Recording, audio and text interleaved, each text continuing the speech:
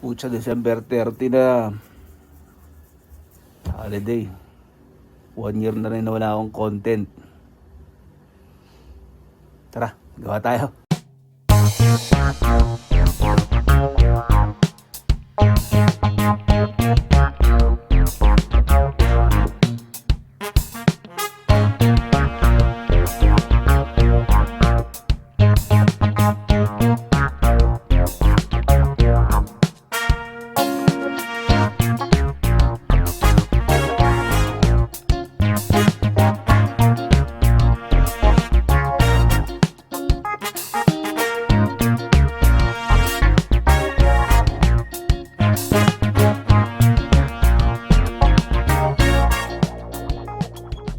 Isang taon din ang lumipas mula nung huli kong upload dito sa YouTube.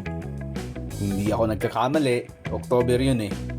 May pa konti-konti lang sa page pero atrasabante ang desisyon ko kung gagawa ba ng bagong video o hindi. Sa kadahilanang medyo busy din sa life gaya ng desisyon sa mga personal na bagay-bagay like to abroad or not to abroad. O kaya naman butihing magtrabaho na lang sa Pilipinas at magsilbi sa mga mamamayang Pilipino. Gayunpaman, hindi pa rin naaalis sa puso't isipan ang hilig ko sa pagbutingting ng sasakyan at ang pagdokumento o pag-vlog habang ginagawa ito.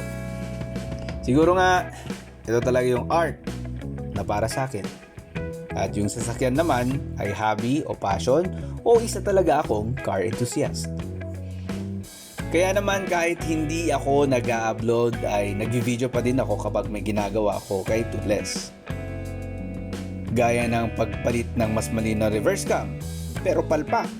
Nag-ground ko kasi yung dashcam kaya nasira. Hi guys, I failed this time because nasira ko yung dashcam. Talak ko pa yung trunk, kaya yan, nag-ala Superman. Heis. Nagpalit ng bushing ng Japan, palit transmission support pero Lazada Racing yan.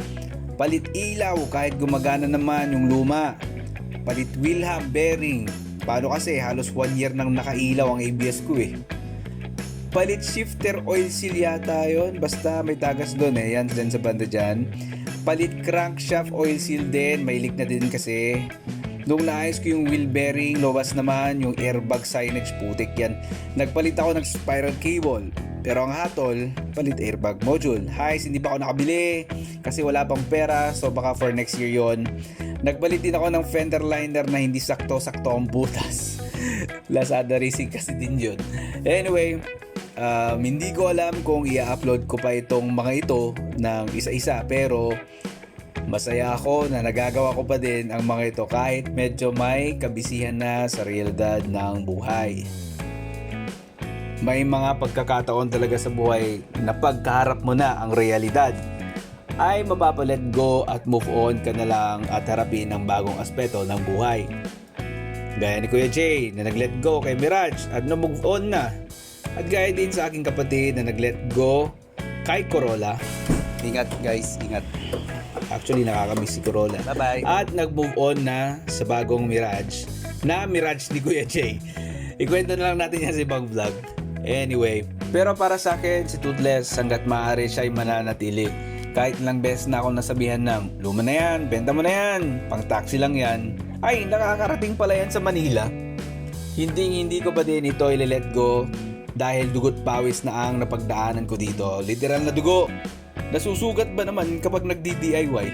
At kung may mga alaalang malulungkot gaya ng breakups, nawala ng trabaho, mas madami naman ang mga pangyayaring happiness sa loob ni Toothless. 2013, nung nakuha si Toothless from first owner, tumatakbo pa din ng maayos basta lambingin mo lang sa alaga.